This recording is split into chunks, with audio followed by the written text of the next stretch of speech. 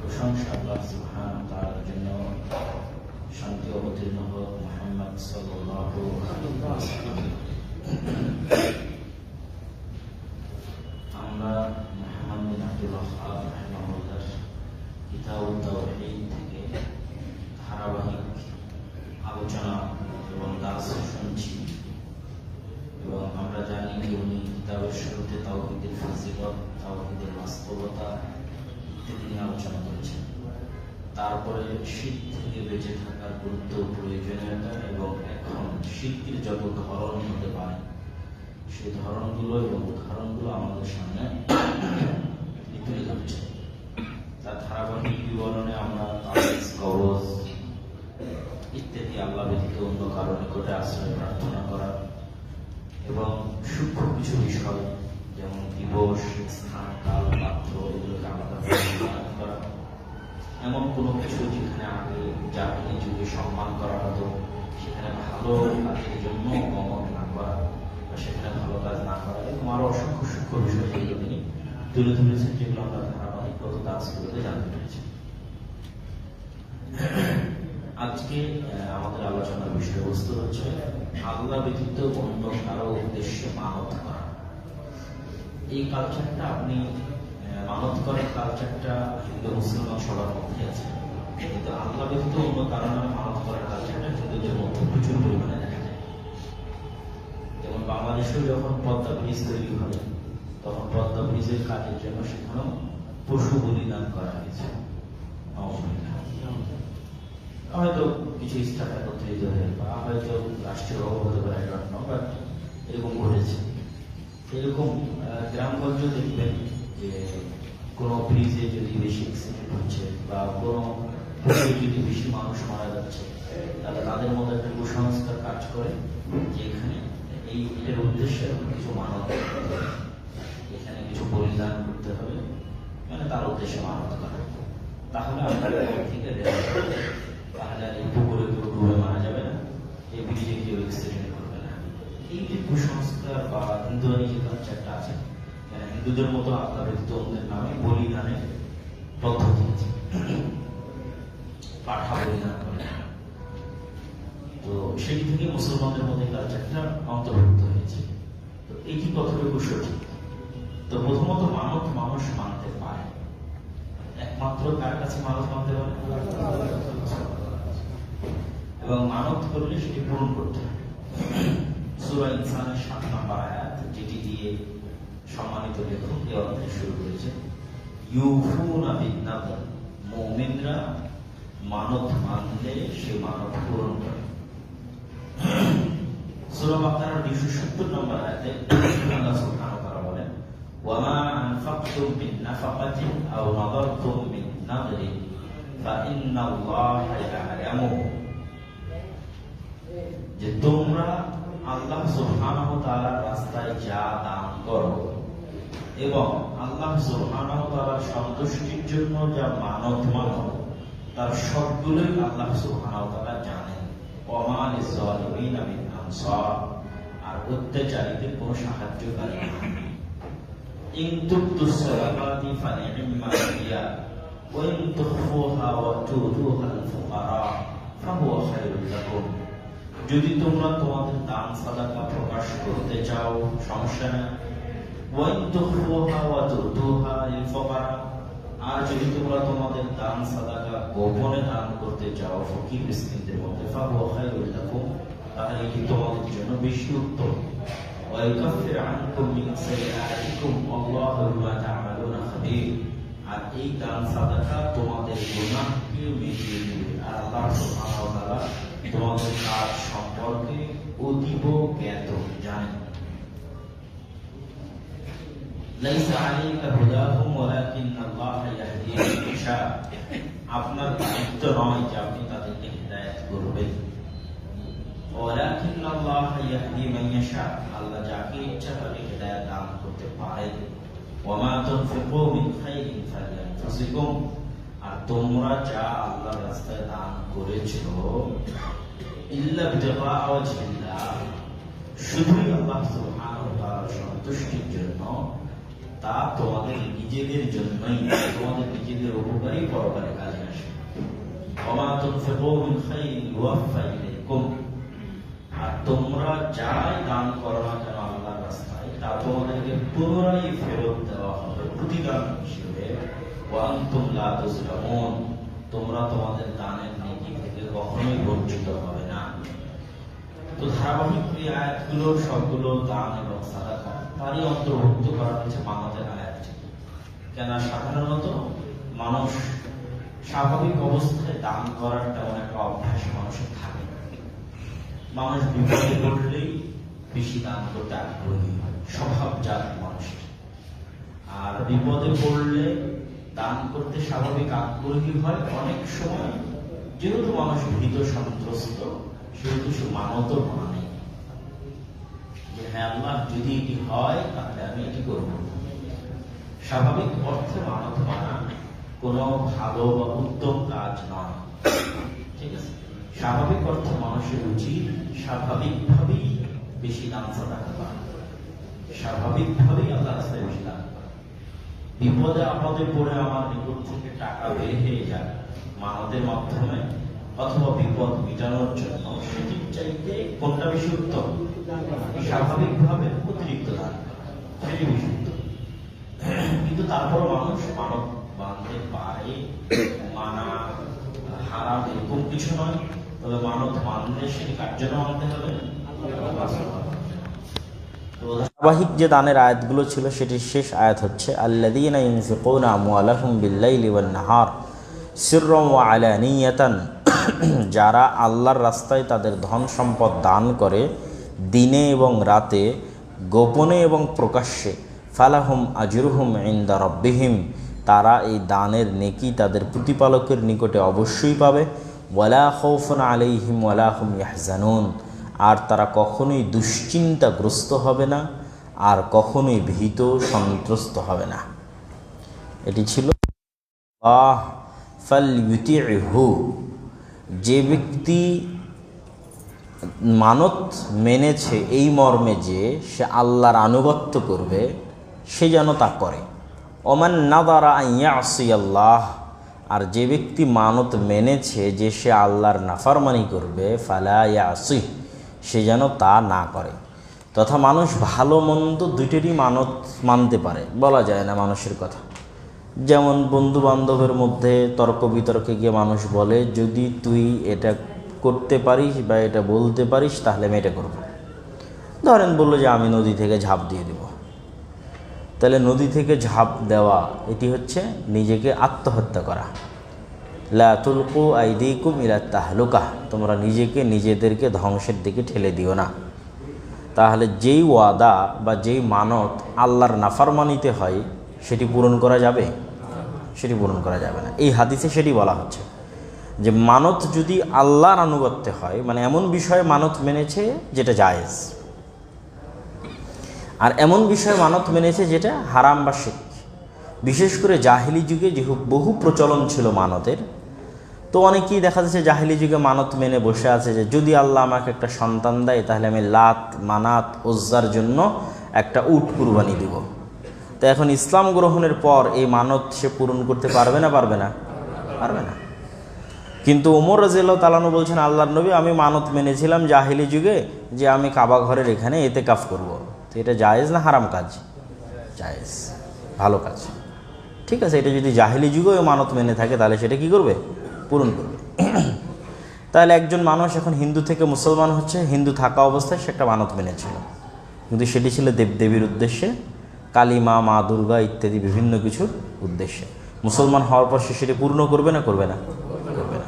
এরকম আমরাও মুসলমান থাকা অবস্থায় আমাদের সচরাচর জীবনে যে কোনো ওয়াদা, যে কোনো মানত, যে কোনো কিছু যা আল্লাহর নাফরমানিতে হয়ে থাকে সেটা পূরণ করা আমার জন্য জরুরি না? জরুরি না?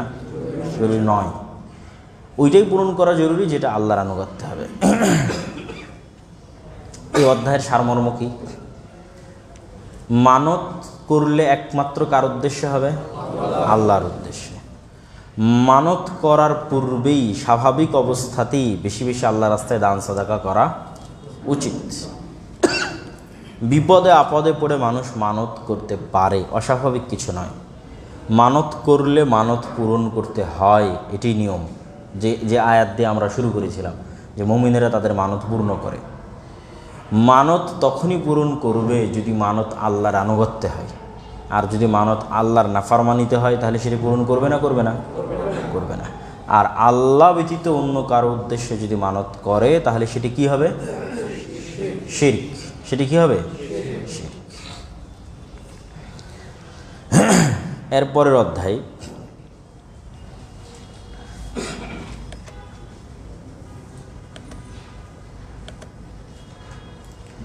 বাবুন মিনাশ শিরকি আল ইস্তিআযাতু বিগাইরিল্লাহ। শিরক হচ্ছে আল ইস্তিআযা, আশ্রয় প্রার্থনা করা আল্লাহ ব্যতীত অন্য কারো নিকটে। আর এখানে পবিত্র কোরআনের যে আয়াতটি উল্লেখ হয়েছে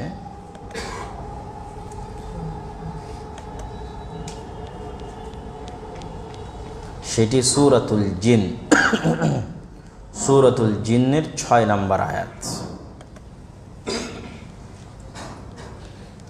وأنه كان رجال من الإنس يعوذون برجال من الجن فزادوهم رهقا। সূরা জিনের যে ঘটনা, জিনদের মুসলমান হওয়ার ঘটনা, সেই ঘটনার এক পর্যায়ে গিয়ে বলা হচ্ছে যে মানুষদের মধ্যে কিছু মানুষ আছে যারা জিনদের নিকটে আশ্রয় প্রার্থনা করে, এবং তাদের এই জিনদের নিকটে আশ্রয় প্রার্থনাকে আল্লাহ সুবহানাহু ওয়া তাআলা এই আয়াতে বলছেন ফাজাদুহুম রাহাকা, যা শুধুই মাত্র তাদের বোকামি, তাদের পাগলামি এবং তাদের উন্মাদনা বাড়িয়েই থাকে, তাদের নির্বুদ্ধিতা বাড়িয়েই থাকে। এই কাজটা হচ্ছে নির্বুদ্ধিতার কাজ। তো এই কাজে যে যায় তার নির্বুদ্ধিতা বাড়তেই থাকে। ওয়া আন্নাহুম যান্নু কামা যানানতুম আল্লা ইয়াবআসাল্লাহু আহাদা। আর যারা এই কাজ করে তারা মনে করে যে আল্লাহ হয়তো তাদেরকে কখনোই পুনরুত্থান ঘটাবেন না, কিন্তু আসলে তো আল্লাহ সুবহানাহু ওয়া তাআলা তাদেরকে পুনরুত্থান ঘটাবেন। আর জিনেরা বলতে লাগলো যে আমরা যখন আসমানের দিকে আরোহণ করতে লাগলাম আল্লাহর নবী আসার পর, তখন নতুন করে হঠাৎ করে দেখলাম আসমান খুব শক্ত গার্ড এবং পাহারায় ঘেরা, এবং আমরা বিভিন্ন উল্কাপিণ্ড নিক্ষেপের শিকার হলাম। আমরা যারা মহাশূন্য সম্পর্কে জানি তারা জানি যে নক্ষত্ররাজি বা যে গ্রহরাজিগুলো আসমানে উড়ন্ত অবস্থায় আছে, কোরআন বলছে সেগুলোর দ্বারাই আল্লাহ সুবহানাহু ওয়া তাআলা জিনদেরকে কি করতেন? প্রহার করতেন। যখন তারা এই মহাশূন্য ভেদ করে প্রথম আসমানের দিকে এগিয়ে যাওয়ার জন্য চেষ্টা করত এবং ওহী চুরি করার জন্য চেষ্টা করত, তখন এগুলোই অগ্নিগোলক আকারে ফেরেশতাদের মাধ্যমে জিনদের উপর নিক্ষেপ করা হতো। এবং বিভিন্ন আযাবের ক্ষেত্রে আসমান থেকে যে পাথর বর্ষণের কথা, উল্কাপিণ্ড নিক্ষেপের কথা আছে, সেগুলো এখন মহাশূন্য দেখলে আরও স্পষ্ট হয় যে এই জিনিসগুলো সত্য এবং এগুলো পৃথিবীর ইতিহাসে ঘটেছে। তো আমাদের সারমর্ম কথা হচ্ছে এই আয়াতে জিনদেরই কথা এবং আল্লাহ সুবহানাহু ওয়া তাআলার কথা, যে মানুষদের মধ্যে কিছু মানুষ আছে যারা কাদের সাহায্য নিয়ে থাকে? জিনদের সাহায্য নিয়ে থাকে। আর আল্লাহ এই সাহায্য নেওয়াটাকে কি বলছেন? নির্বুদ্ধিতা। না, আল্লাহ বলেছেন নির্বুদ্ধিতা, অবশ্যই শিরক, কিন্তু কোরআনের আয়াতে আল্লাহ কি বলেছেন? নির্বুদ্ধিতা, যে এটি তাদের নির্বুদ্ধিতা এবং তাদের যে বোকামি বা তাদের যে আত্ম অহংকারের বোকামি, গর্বের বোকামি, সেটিকে আরও বাড়িয়ে থাকে, বৃদ্ধি করে থাকে। তারপরে একটি হাদিস এখানে উল্লেখ করা হয়েছে। এই হাদিসে রাসূলুল্লাহ সাল্লাল্লাহু আলাইহি ওয়াসাল্লাম বলেন, ওয়ান খাওলা বিনতে হাকিম রাদিয়াল্লাহু তাআলা আনহা হতে বর্ণিত, তিনি বলেন রাসূলুল্লাহ সাল্লাল্লাহু আলাইহি ওয়াসাল্লাম বলেছেন, মান নাযালা মানজিলান, তোমাদের মধ্যে কেউ যদি কোনো স্থানে অবতরণ করে, তথা কোথাও যায়, নতুন বাড়ি বাসা অথবা স্বাভাবিক কোনো ঘর, দোকান পাট, যে কোনো জায়গা, তাহলে সে যেন বলে আউযু বিকালিমাতিল্লাহি তাম্মাত মিন শাররি মা খালাক, আমি আল্লাহ সুবহানাহু তাআলার পরিপূর্ণ কালেমা দ্বারা পরিত্রাণ চাচ্ছি প্রত্যেক যা আল্লাহ সুবহানাহু তাআলা অকল্যাণকর এবং অমঙ্গল সৃষ্টি করেছেন, সেই অকল্যাণকর এবং অমঙ্গল সৃষ্টি থেকে আল্লাহরই পরিপূর্ণ কালেমা দ্বারা আমি পরিত্রাণ চাচ্ছি। যদি এই দোয়া কেউ পড়ে তাহলে রাসূলুল্লাহ সাল্লাল্লাহু আলাইহি ওয়াসাল্লাম বলছেন ওই স্থান ত্যাগ করার পূর্ব পর্যন্ত কোনো কিছুই তার ক্ষতি করতে পারবে না। লাম ইয়াদুররুহু শাইউন হাত্তা ইয়ারহালা মিন মানজিলিহি যালিক, ওই স্থান ত্যাগ করার পূর্ব পর্যন্ত কোনো কিছুই তার কোনোরূপ ক্ষতি করতে পারবে না। তাহলে এই হাদিসটা এখানে কি জন্য আনা হলো বলেন তো?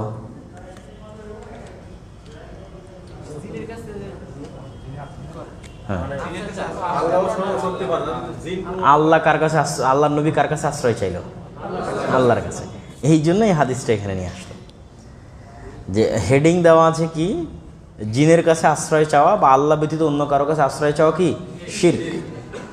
আর হাদিস নিয়ে আসতেছে যে হাদিসে আল্লাহর নবী কার কাছে আশ্রয় চাওয়া শিখাচ্ছে? আল্লাহর কাছে আশ্রয় চাওয়া শিখাচ্ছে। তাহলে বোঝা যাচ্ছে যে আল্লাহর নবী বিপদ আপদে পড়লে কার কাছে আশ্রয় চাইতেন? আল্লাহর কাছে। তাহলে আল্লাহ ব্যতীত অন্য কারো কাছে আশ্রয় চাওয়া কি আল্লাহ নবীর সুন্নাত? না, কখনোই না। আর এই আয়াত দ্বারা বোঝা গেল যে মানুষের মধ্যে কিছু মানুষ জিনদের আশ্রয় চায়। হেডিং কিন্তু জিনদের নয়, হেডিং হচ্ছে আল্লাহ ব্যতীত আর যে কারো আশ্রয় চাওয়া। আমাদের বইয়ের যে হেডিং দেওয়া আছে যে মিনাশ শিরকি আল ইস্তিআযাতু বিগাইরিল্লাহ, আল্লাহ ব্যতীত অন্য আর যে কারো নিকটে আশ্রয় প্রার্থনা করা। তো বিপদে আপদে পড়লে, নতুন কোনো জায়গায় গেলে, বদনজর মনে হলে, সমস্যা মনে হলে মানুষ কার নিকটে আশ্রয় চাইবে? আল্লাহ সুবহানাহু ওয়া তাআলার নিকটে। বাবুন মিনাশ শিরকি, তারপরের অধ্যায়, আন ইস্তাগীসা বিগাইরিল্লাহ আও ইয়াদউ গায়রাহ। এটি হচ্ছে আল্লাহ সুবহানাহু তাআলা ব্যতীত অন্য কারো নিকটে সাহায্য চাওয়া বা দোয়া করা। আগেরটা ছিল আশ্রয় চাওয়া, আর এটি মূলত দোয়া করা বা সাহায্য চাওয়া। আসলে দুটি একই অর্থবোধক, একটু হালকা পার্থক্য তৈরি করেছে। এবং প্রথম যে আয়াতটি এখানে উল্লেখ করা আছে সেই আয়াতটি সূরা ইউনূসের 106 এবং 107 নম্বর আয়াত। আমরা একটু দেখি।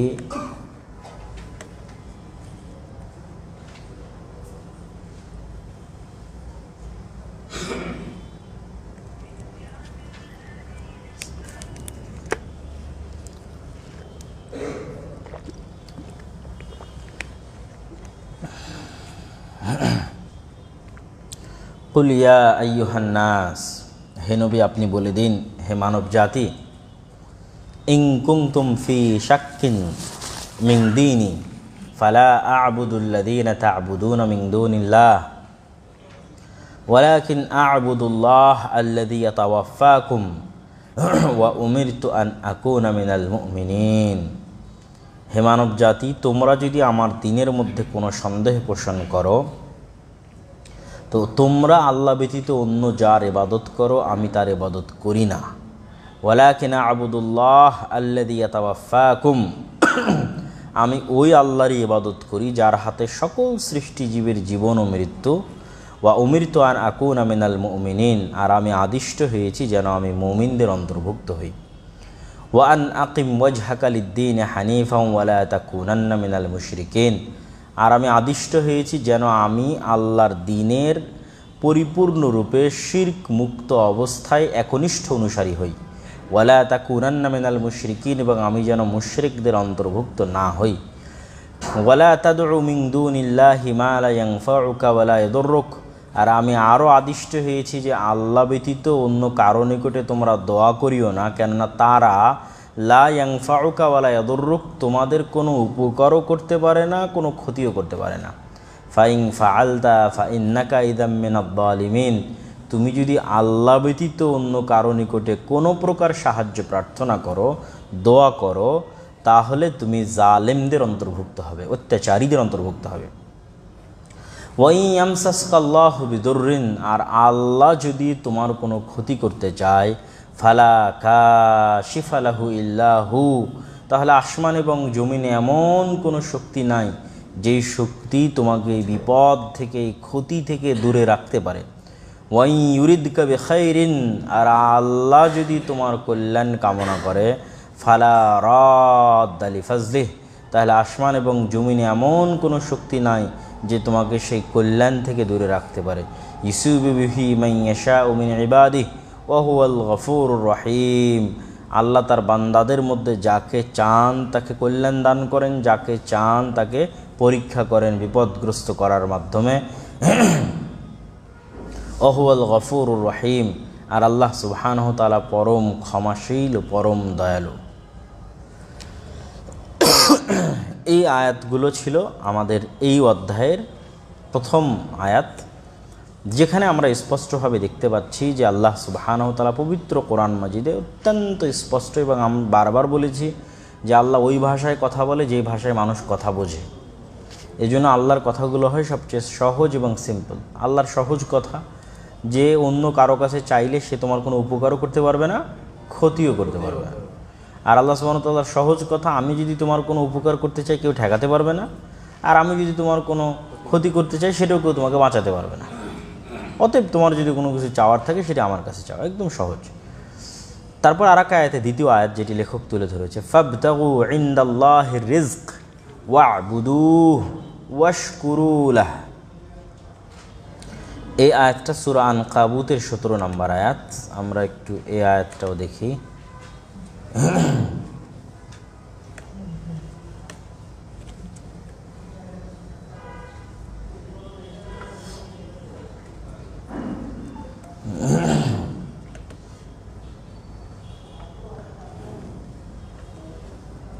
وإبراهيم إذ قال لقومه اعبدوا الله واتقوه ذلكم خير لكم إن كنتم تعلمون।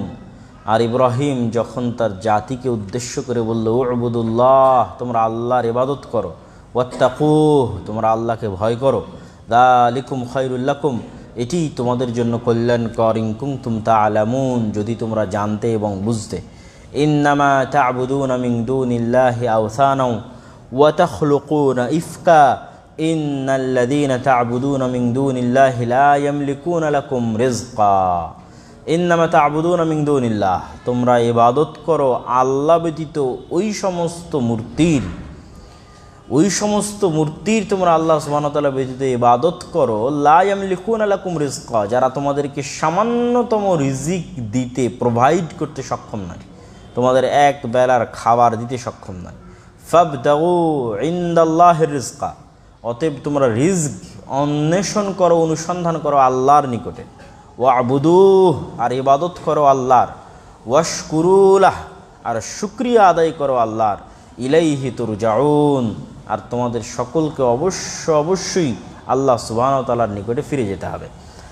তাহলে এই আয়াতেও আল্লাহ সুবহানাহু ওয়া তাআলা অত্যন্ত স্পষ্ট ভাষায় এবং স্পষ্ট ভাবে তার নিকটে চাওয়ার কথা বললেন, এবং খুবই সহজ এবং সিম্পল ভাষায় আল্লাহ তুলে ধরলেন যে তোমরা আল্লাহ ব্যতীত অন্য যারা ইবাদত করো তারা তোমাদের খাদ্য প্রোভাইড করতে, রিজিক দিতে সক্ষম নয়, বরং তোমরা রিজিক কার কাছে চাও? আল্লাহর কাছে চাও। সূরা আহকাফের 5 নম্বর আয়াত, এর পরের আয়াত, সেটিও একটু আমরা দেখি।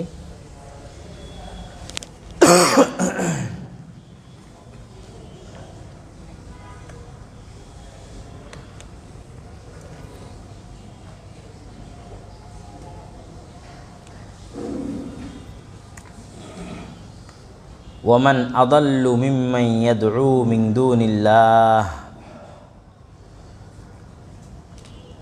মা খালাকনাস সামাওয়াতি ওয়াল আরদা ওয়া মা বাইনাহুমা ইল্লা বিল হক ওয়া আজালিম মুসাম্মা ওয়াল্লাযীনা কাফারু আম্মা উনযিরু মু'রিদুন। আমরা আসমান এবং জমিন এবং তার মাঝে যা কিছু রয়েছে তা সত্যিকারভাবে সৃষ্টি করেছি। ওয়া আজালিম মুসাম্মা, এবং নির্ধারিত সময় দিয়ে সৃষ্টি করেছি, নির্ধারিত সময় পর এগুলো থাকবে না। কুল আরাআইতুম মা তাদউনা মিন দুনিল্লাহ আরুনি মাযা খালাকু মিনাল আরজ আম লাহুম শিরকুন ফিস সামাওয়াত উতুনি বিকিতাবিন মিন ক্বাবলি হাযা ওয়া আসারাতিন মিন ইলমিন ইন কুনতুম সাদিকিন। হে নবী, আপনি তাদেরকে বলে দিন, তোমরা আল্লাহ ব্যতীত আর যার ইবাদত করো তারা পৃথিবীতে কি সৃষ্টি করেছে দেখাও। আরুনি, আমাকে দেখাও যে তোমরা আল্লাহ ব্যতীত আর যার ইবাদত করো তারা পৃথিবীতে এই জিনিসটা সৃষ্টি করেছে। একটা ধানের চারা, একটা গাছ, ঠিক আছে, অথবা বৃষ্টি বর্ষণকারী, অথবা পাহাড় পর্বত সৃষ্টিকারী, অথবা মানুষ সৃষ্টিকারী, মাছি সৃষ্টিকারী, পশু পাখি সৃষ্টিকারী, প্রাণী সৃষ্টিকারী, বৃক্ষ রাজি উৎপন্নকারী, কি এমন সৃষ্টি আছে? আরুনি, আমাকে দেখাও, মা দাখালাকু মিনাল আরজ, পৃথিবীতে তারা কি সৃষ্টি করেছে। আম লাহুম শিরকুম ফিস সামাওয়াত, বা আসমানে তাদের কোনো অংশগ্রহণ আছে কিনা সেটার প্রমাণ দেখাও। এই মহাশূন্যের যে লাস্ট সীমানা, সেই লাস্ট সীমানার পরে তাদের অস্তিত্ব আছে, আসমানে তাদের অংশগ্রহণ আছে, সেটার প্রমাণ নিয়ে আসো। যদি তোমরা আল্লাহ ব্যতীত আর যাদের ইবাদত করো তাদের দুটো জিনিস দেখাও, জমিনে কিছু সৃষ্টি করেছে সেটা দেখাও, অথবা আসমানে ওদের অংশগ্রহণ আছে সেটা দেখাও, যে আসমানে তাদের অস্তিত্ব আছে সেটা দেখাও। আর এটা দেখাবা হয় বাস্তবে দেখাও, অথবা উতুনি বি কিতাবি মিন ক্বাবলি হাযা, কোরআন বাদ দিয়ে অতীতে যে কিতাবগুলো চলে গেছে, অথবা অতীতের যে হাদিসগুলো আছে, সেই হাদিস এবং সেই কিতাব থেকে প্রমাণ দেখাও যেখানে বলা আছে যে আল্লাহ ব্যতীতও তারা সৃষ্টিকর্তা, অথবা আল্লাহ ব্যতীতও তাদের আসমানে অংশগ্রহণ আছে। ইন কুনতুম সাদিকিন, যদি তোমরা সত্যবাদী হয়ে থাকো। ওয়ামান আদাল্লু মিম্মান ইয়াদউ মিন দুনিল্লাহ, তার চেয়ে পথভ্রষ্ট আর কে হতে পারে যে আল্লাহ ব্যতীত অন্য কারো নিকটে সাহায্য প্রার্থনা করে। মান লা ইস্তাজিবু লাহু ইয়াওমাল কিয়ামাতি ওয়া হুম আন দুআইহিম গাফিলুন, তারা আল্লাহ ব্যতীত যাদের নিকটে তাদের দোয়া প্রার্থনা করে তারা এমন ব্যক্তি যে কিয়ামত পর্যন্ত তাদের ডাকে সে সাড়া দিতে পারবে না। কিয়ামত পর্যন্ত যে ডাকতে থাকে তাহলে তাদের ডাকে ওই ব্যক্তি কি করতে পারবে না? সাড়া দিতে পারবে না। তার কোনো প্রয়োজন এবং তার কোনো চাহিদা সে পূরণ করতে পারবে না। আর কিয়ামতের মাঠেও সে কি থাকবে? গাফেল থাকবে। ওয়াইদা হুশিরান নাসু কানু লাহুম আ'দা ওয়া কানু বিইবাদাতিহিম কাফিরিন। এই একই রকমের আয়াত আমরা এর আগের 2-1 দার্স পূর্বে আলোচনা করেছিলাম। সেটি কি সেম এইরকম কাছাকাছি অর্থে, যে আর যেই দিন কিয়ামত সংঘটিত হবে সেই দিন এই ইবাদতকারী ব্যক্তি আর এই ব্যক্তি যারা ইবাদত করেছে এরা শত্রু হয়ে যাবে। এরকম একটা ঘটনা এর আগে আমরা কোরআনের আয়াতের অনুবাদ করেছিলাম না? কিভাবে শত্রু হবে আল্লাহ বলছে, ওয়াকানু বিইবাদাতিহিম কাফিরিন, এদের রবেরাই অস্বীকার করবে এদেরকে আমরা চিনি না, এরা কারা কোত্থেকে আসছে, এদেরকে আমরা বলিও নি আমাদের ইবাদত করতে, আমাদেরকে ডাকতে, আমাদের কাছে কিছু চাইতে। যেমন কেউ যদি আজমির খাজা মঈনুদ্দিন চিশতির দরবারে গিয়ে কোনো কিছু চায়, অথবা শাহজালাল রাহিমাহুল্লাহর দরবারে গিয়ে কোনো কিছু চায়, তো কিয়ামতের মাঠে খাজা মঈনুদ্দিন চিশতি আর এই ভক্তবৃন্দ কী হয়ে যাবে? পরস্পর শত্রু হয়ে যাবে। ওয়াকানু বিইবাদাতিহিম কাফিরিন, আর তারা অস্বীকার করবে এদের এই ইবাদত এবং এদের এই দোয়াকে কী করবে? অস্বীকার করবে।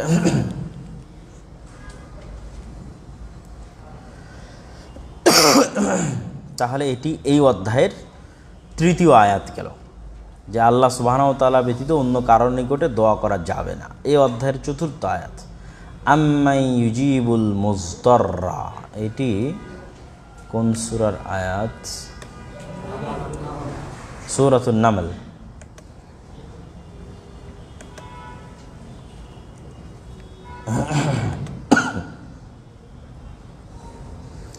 সূরাতুন নামল 62-63 নম্বর আয়াত।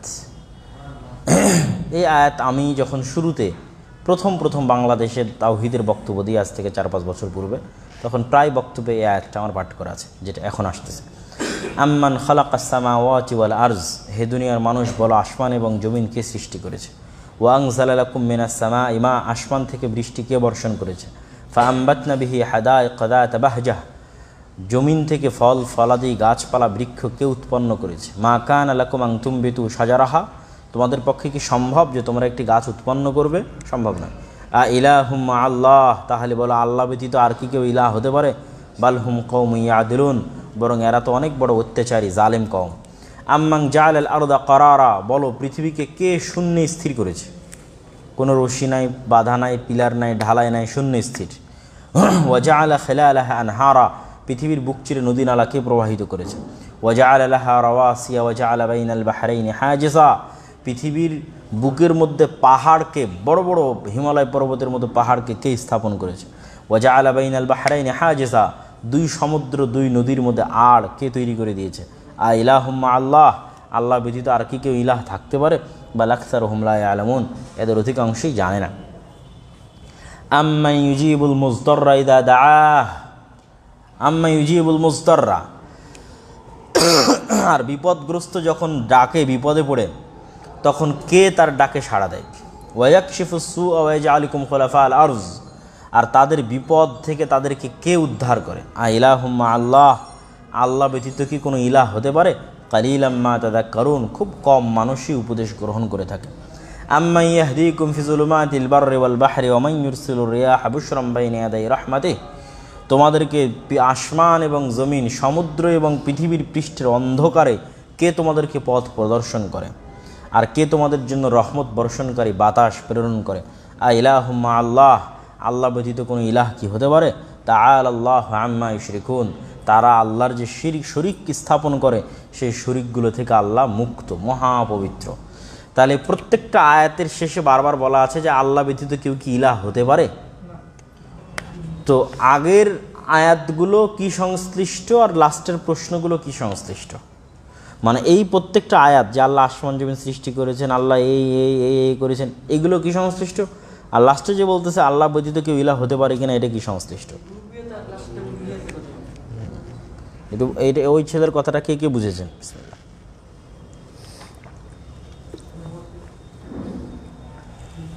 ওই ভাই বুঝা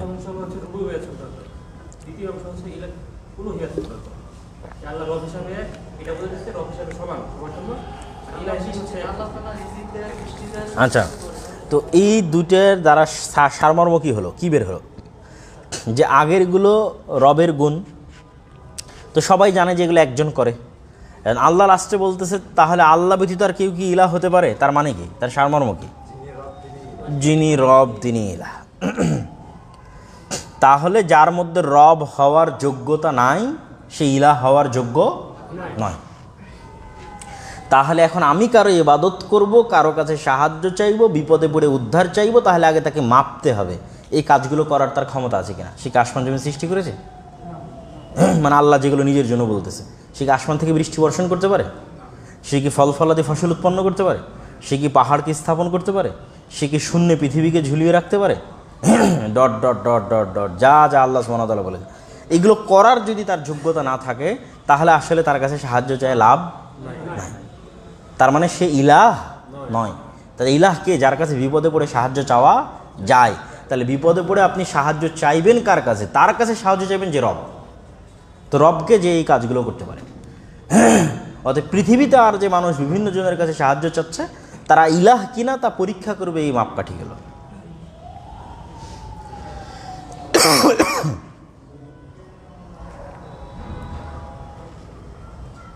আচ্ছা, তারপরে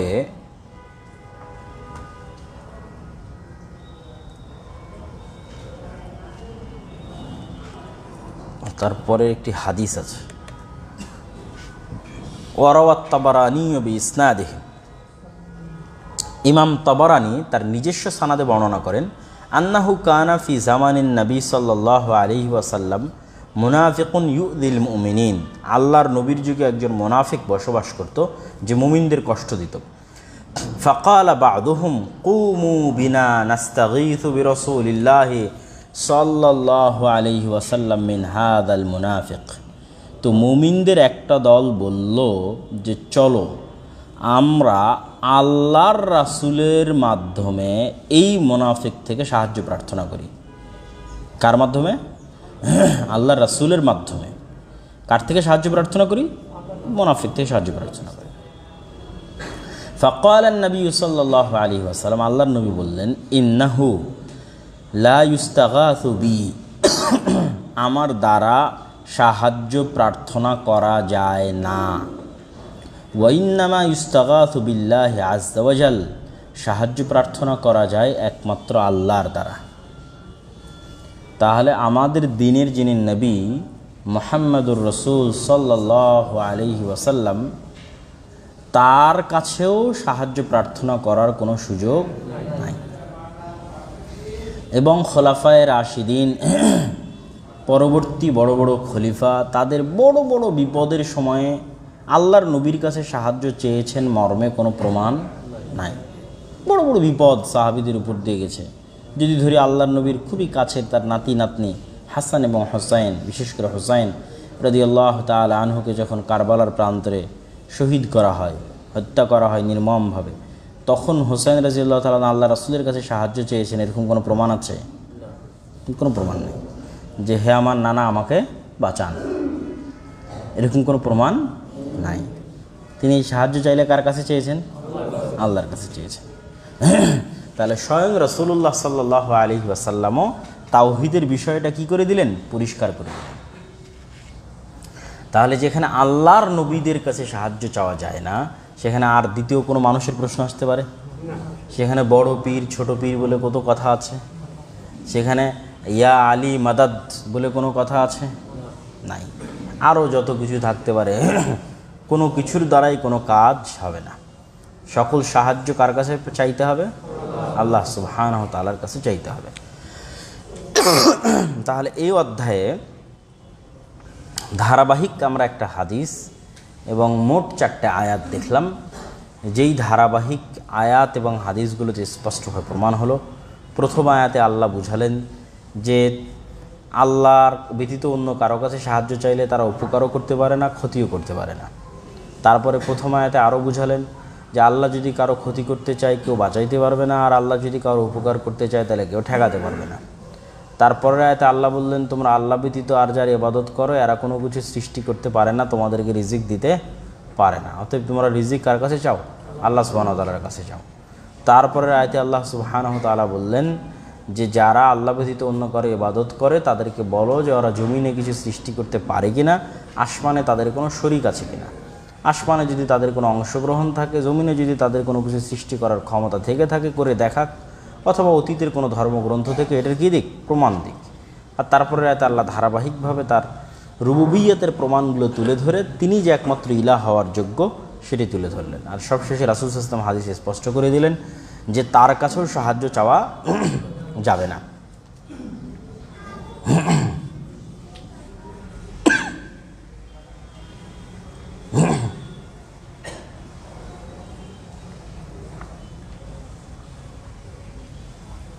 এখানে একটা জিনিস মনে রাখতে হবে যে এই আয়াতগুলোতে একটা জিনিস অত্যন্ত স্পষ্ট, যে আমরা আল্লাহ ব্যতীত অন্য কারো কাছে সাহায্য চেয়ে পরকালীন তো ক্ষতি করছি, মানে আমরা কুফরিতে তো লিপ্ত হচ্ছি। আল্লাহ কিন্তু একটা বিষয় কঠোরভাবে গ্যারেন্টি দিয়েছে যে তাদের আমাদের উপকার করার কোনো ক্ষমতা নাই। মানে আল্লাহ ব্যতীত অন্য কারো কাছে সাহায্য চাওয়া আসলে পুরোটাই অর্থনৈতিক লস প্রজেক্ট। এই টিকটক, ইউটিউব, তারপরে বিভিন্ন টিভি চ্যানেল এই করে দিবে, সেই করে দিবে, ব্যবসা ভালো করে দিবে, স্বামী স্ত্রীর মধ্যে বন্ধন ভালো করে দিবে, প্রেমিকাকে পাওয়ার ব্যবস্থা করে দিবে, জাদু টোনা, কালো ব্ল্যাক ম্যাজিক ইত্যাদি ডট এগুলো সবই আসলে পরকালীন দিক থেকে তো 100% ক্ষতিকর, কিন্তু এই আয়াতগুলো প্রমাণ করে দুনিয়াবি দিক থেকে এগুলো কি লস প্রজেক্ট, কোনো কাজ নাই।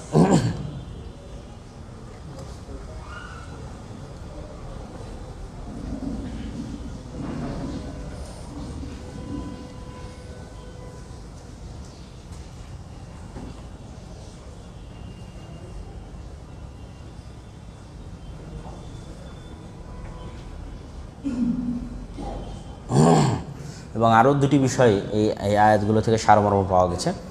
সেটি হচ্ছে, মানুষ যখন এই সমস্ত গায়রুল্লাহর কাছে দোয়া করে তখন তারা আসলে কিছুই জানে না, ওহুম আনহা গাফিলুন, তারা বুঝতেও পারে না যে তার কাছে চাওয়া হচ্ছে। আর কিয়ামতের মাঠে যখন বুঝতে পারবে তখন কি হয়ে যাবে? শত্রু হয়ে যাবে এবং নিজেদেরকে এগুলো থেকে মুক্ত ঘোষণা করবে।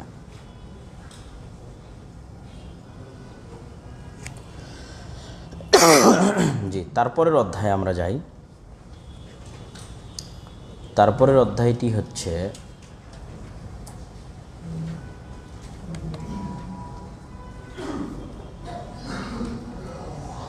বাবু কওলিল্লাহি তাআলা আয়ুশরিকুনা মা লা ইয়াখলুকু শাইআন ওয়া হুম ইখলাকুন ওয়া লা ইস্তাতিউনা লাহুম নাসরা। তারপরের অধ্যায়ের নির্ধারিত কোনো নাম দেওয়া নাই এই আরবিতে, জানি না বাংলাতে কোনো নাম দেওয়া আছে কিনা। কি দেওয়া আছে? অক্ষমদের আহ্বান করা।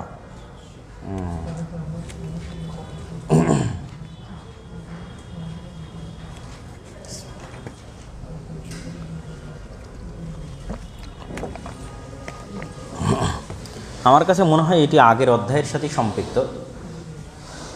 তো আমরা এখানকার একটা একটা করে আয়াত দেখি। এখানেও কয়েকটি ধারাবাহিক আয়াত লেখক উল্লেখ করেছেন। তার মধ্যে প্রথম আয়াত হচ্ছে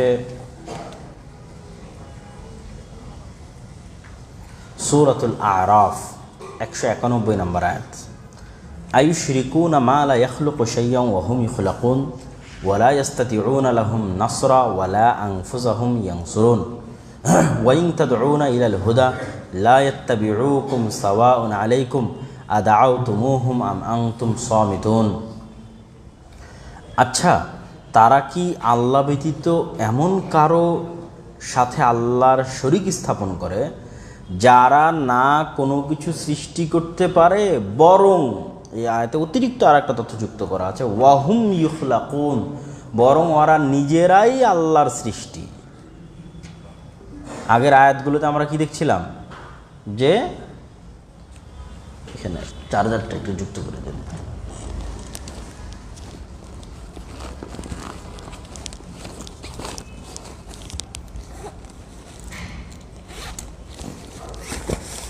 এটা একটু লাগাই দিতে, কোথায় মাল্টিপ্লাই আছে। তো আগের আয়াতগুলোতে আমরা দেখতেছিলাম যে আল্লাহ সুবহানাহু ওয়া তাআলা বারবার বলতেছিলেন যে তোমরা আল্লাহ ব্যতীত আর যাদের ইবাদত করো তারা কোনো কিছু সৃষ্টি করার ক্ষমতা রাখে না। আর এই আয়াতে আল্লাহ কি বললেন? তারা নিজেরাই কার সৃষ্টি? আল্লাহর সৃষ্টি। তাহলে আমরা আল্লাহ ব্যতীত আর যার কাছেই সাহায্য চাই না কেন, দিন শেষে সেগুলো কার সৃষ্টি? আল্লাহর সৃষ্টি। তাহলে আল্লাহর সৃষ্টির কাছে সাহায্য চাওয়া, আল্লাহর কাছে সাহায্য না চেয়ে সবচেয়ে বড় বোকামি। তারা নিজেরাই সৃষ্টি, তারা আর কি সৃষ্টি করবে? ওয়ালা ইস্তাতিউনা লাহুম নাসরা ওয়ালা আনফুসাহুম ইয়ানসুরুন। দেখেন এই আয়াতে জিনিস, এই দুই আয়াতে খুব চমৎকার কিছু জিনিস স্পষ্ট করা আছে। যেমন একটা স্পষ্ট করা হলো যে ওরা নিজেরাই আল্লাহর সৃষ্টি, ওরা তো সৃষ্টি করা বহুদূরের কথা। আর একটা জিনিস স্পষ্ট আছে যে এরা তোমাদের কি সহযোগিতা করবে, এরা নিজেদেরই কোনো সহযোগিতা করতে পারবে না। এরা তোমাদের কি সাহায্য করবে, এরা নিজেদেরই কোনো সাহায্য করতে পারবে না। তাহলে আল্লাহ সুবহানাহু ওয়া তাআলা এই দুই আয়াতে খুবই চমৎকার দুটি জিনিসকে একত্রিত করেছে। এক, আল্লাহ ব্যতীত আর যার ইবাদত করা হয় তারা আর কিছু সৃষ্টি করা বহু দূরে থাকে, এরা নিজেরাই সৃষ্টি, আল্লাহর সৃষ্টি। দুই নম্বর, এরা নিজেরা অন্যের কারোর সহযোগিতা করা বহু দূরে থাক, ওরা নিজেরা নিজেদেরও কোনো উপকার করতে পারে না। তাহলে যে নিজেরই কোনো উপকার করতে পারে না তার কাছে সাহায্য চায়, কোনো লাভ আছে? কোনো লাভ নাই।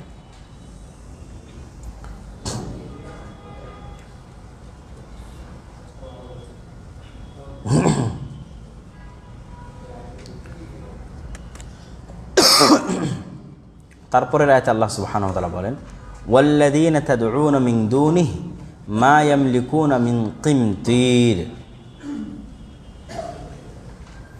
মিন কিতমির। সূরা ফাতিরের 13 নম্বর আয়াত। এই আয়াতটা আমরা একটু দেখি। সূরা ফাতির 13 নম্বর আয়াত।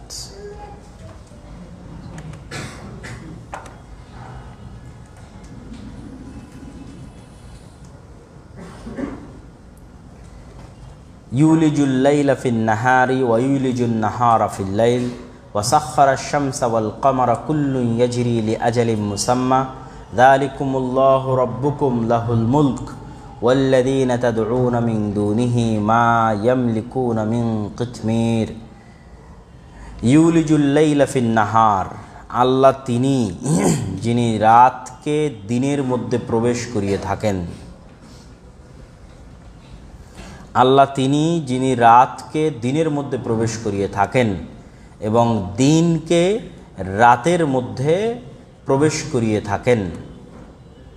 ওয়াসাখখারা আশ-শামসা ওয়াল কমার, আল্লাহ তিনি যিনি সূর্য এবং চন্দ্র রাজিকে পরিচালনা করে থাকেন।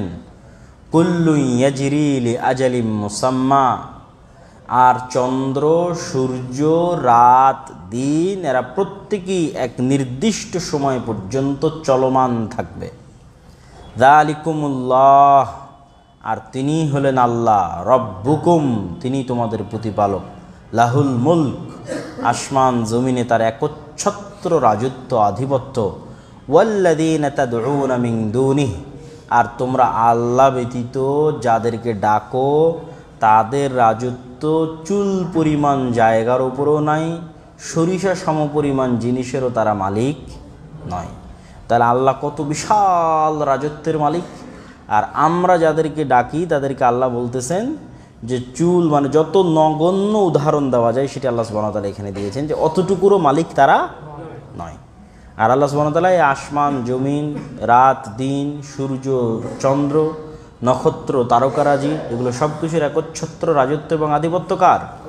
আল্লাহ। আর আল্লাহ ব্যতীত যারা অন্যরা কেউ ইবাদত করে তারা একটা চুল সম পরিমাণ জিনিসেরও মালিক নয়। ইন তাদউহুম লা ইয়াসমাউ দুআআকুম ওয়ালাউ সামিউ মাস্তাজাবু লাকুম ওয়া ইয়াউমাল কিয়ামাতি ইয়াকফুরুনা বিশিরকিকুম ওয়া লা ইউনাব্বিউকুম মিসলু খাবীর। এই একই কথা আল্লাহ সুবহানাহু ওয়া তাআলা আরও বহু আয়াতে বলেছেন, সমর্থবোধক কথা এখানেও বলছেন। শোনো, ইন তাদউহুম লা ইয়াসমাউ দুআআকুম, আল্লাহ ব্যতীত আর যাদের নিকটে তোমরা সাহায্য চাও এরা তোমাদের দোয়া শুনতে পায় না, এক নাম্বার। ওয়ালাউ সামিউ, ধরে নিলাম যদি এরা তোমাদের দোয়া শুনতে পায়, মাস্তাজাবু লাকুম, তাহলে তোমাদের দোয়া কবুল করে তোমাদের জন্য কিছু করার ক্ষমতা এদের নাই। 3, একে তো এরা দোয়া শুনতে পায় না, 2 শুনতে পেলেও এদের করার কোনো ক্ষমতা নাই, 3 তারপরেও জোর করে যে তোমরা এদের কাছে মাথা নত করছো, এদের সম্মান করছো, এদেরকে স্মরণ করছো, তাহলে জেনে রাখো ওয়া ইয়াউমাল কিয়ামাতি ইয়াকফুরুনা বিশিরকিকুম, কিয়ামতের মাঠে এরা তোমাদের শত্রু হয়ে যাবে আর তোমাদের এই শিরককে কী করবে? অস্বীকার করবে। বলবে না আল্লাহ আমি তো এদেরকে চিনিও না, এদেরকে জানিও না, এদেরকে কোনোদিন আমার ইবাদতও করতে বলিনি, এরা কোথায় থেকে এসেছে আমি এদের চিনি না। তোমাদের কিয়ামতের মাঠে শত্রু হয়ে যাবে। শুনে না, শুনতে পারে না, শুনলে কিছু করার ক্ষমতা নাই, তারপরেও যদি ইবাদত করো তো কিয়ামতের মাঠে অবস্থা হবে।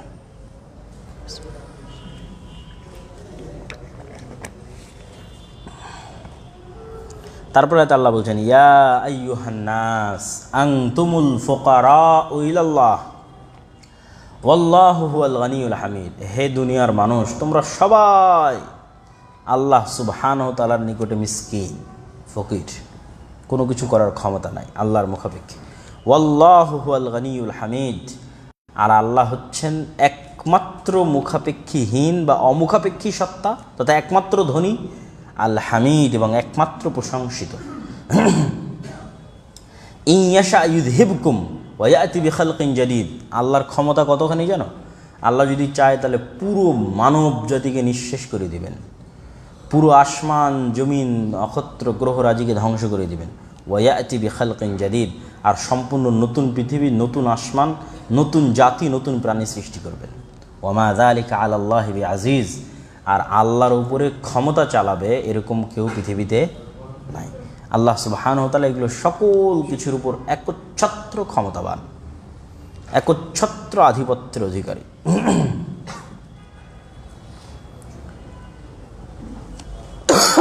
এরপরে একটি হাদিস উল্লেখ করা আছে, আন আনাসিন রাদিয়াল্লাহু তাআলা আন, আনাস রাদিয়াল্লাহু তাআলা থেকে বর্ণিত, তিনি বলেন শাজ্জান নবিয়্যু সাল্লাল্লাহু আলাইহি ওয়াসাল্লাম ইয়াওমা উহুদিন,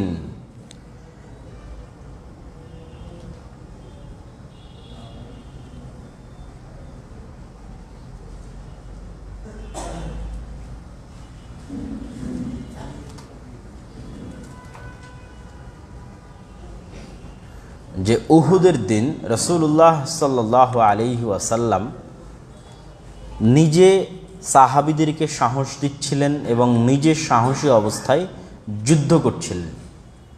তো এমতো অবস্থায় রাসূলুল্লাহ সাল্লাল্লাহু আলাইহি সাল্লামের যুদ্ধরত অবস্থায় তার সামনের দাঁত ভেঙে যায়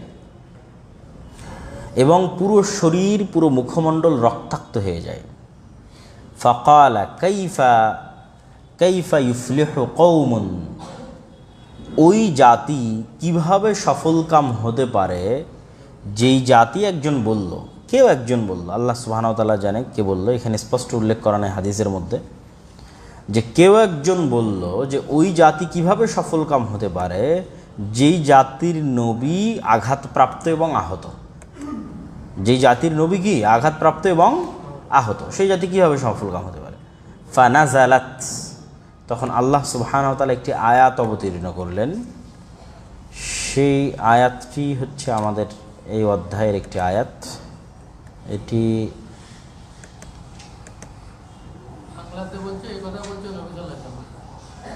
আচ্ছা, সূরা আলে ইমরানের 128 নম্বর আয়াত। লাইসা লাকা মিনাল আমরি শাইউন আও ইয়াতুবা আলাইহিম আও ইউআযযিবাহুম ফাইন্নাহুম যালিমুন। লাইসা লাকা মিনাল আমরি শাই আও ইয়াতুবা আলাইহিম আও ইউআযযিবাহুম ফাইন্নাহুম যালিমুন। আল্লাহ সুবহানাহু ওয়া তাআলা এই আয়াত অবতীর্ণ করে জানিয়ে দিলেন যে যা কিছু সংঘটিত হয় তার সব কিছু কার পক্ষ থেকে সংঘটিত হয়? আল্লাহ সুবহানাহু ওয়া তাআলার পক্ষ থেকে সংঘটিত হয়। আর কি বললেন যে অনুবাদে দেওয়া আছে যে এই কথা আল্লাহর নবী বলতেছেন, হতে পারে ঘটনার ধারাবাহিকতায় আরবির অনুবাদে কলার পরে যেহেতু আগে রাসূল সাল্লাল্লাহু আলাইহি ওয়াসাল্লামের কথা আছে, হতে পারে যে তিনিই বলেছেন। তো মূল উদ্দেশ্য হচ্ছে আল্লাহ সুবহানাহু ওয়া তাআলা এই আয়াত অবতীর্ণ করে তার নবীকেই জানিয়ে দিলেন অথবা সাহাবীদেরকে জানিয়ে দিলেন যে যা কিছু সংঘটিত হয় কার পক্ষ থেকে সংঘটিত হয়? আল্লাহর পক্ষ থেকে সংঘটিত হয়। এখানে দুনিয়ার মানুষের কোনো হাত নাই। ওয়ালিল্লাহি মা ফিস সামাওয়াতি ওয়া মা ফিল আরজ ইয়াগফিরু লিমান ইয়াশা ওয়া ইউআযযিবু মান ইয়াশা আল্লাহু গফুরুর রহিম। আসমান জমিন এবং তার মধ্যে যা কিছু আছে সকল কিছুর উপরে একচ্ছত্র ক্ষমতা আল্লাহর। তিনি যাকে চান তাকে ক্ষমা করে দিতে পারেন, যাকে চান তাকে শাস্তি প্রদান করতে পারেন। আল্লাহু গফুরুর রহিম, আর আল্লাহ মহা ক্ষমাশীল ও দয়ালু।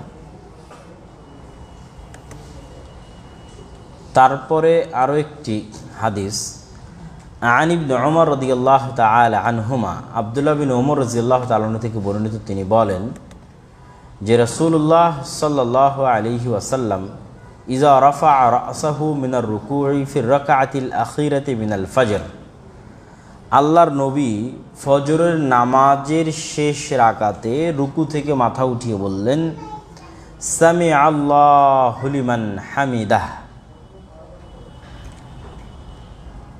এই কথা বলার পর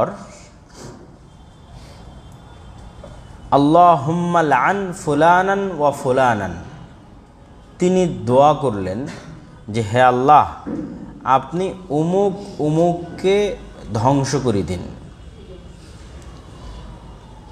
তখন আল্লাহ সুবহানাহু ওয়া তাআলা আয়াত অবতীর্ণ করলেন যে এই ধরনের বিষয়গুলোতে তোমাদের কোনো হাত নেই।